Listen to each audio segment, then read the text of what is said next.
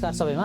म नागार्जुन नगरपालिका वडा नम्बर 8 मा रहेको श्री नवीन ज्योति इङ्ग्लिस स्कुलको फाउन्डर कोअर्डिनेटर राजेश खनाल यहाँहरू सबैलाई हृदयदेखि नै स्वागत गर्न चाहन्छु। र आज हाम्रो यस विद्यालयमा ह्यान्डराइटिङ कम्पिटिसन हामीले सञ्चालन गऱ्यौँ, जसमा पहिलो फेजमा लगभग 400 भन्दा बढी विद्यार्थीहरू संलग्न भएका थिए र अहिले त्यही 400 विद्यार्थीबाट छानिएका 40 भन्दा बढी कक्षा 1 देखि कक्षा 9 सम्म पढ्ने विद्यार्थीहरू आज उत्साहका साथ एनर्जेटिक तरिकाबाट उनीहरूले आजको हस्तलेखन कार्यक्रममा भाग लिएका छन् र आउने दिनहरूमा कस्मोस इन्टरनेसनलले गर्ने सम्पूर्ण कुराहरूमा वा सम्पूर्ण प्रतियोगिताहरूमा हामीले पहिलेदेखि नै भाग लिँदै आएका छौँ र हाम्रा विद्यार्थीहरूले राम्रो पनि गर्दै आइरहनु भएको छ र आगामी दिनमा पनि यसको निरन्तरता हुन्छ भन्ने हामीले अपेक्षा लिएका छौँ।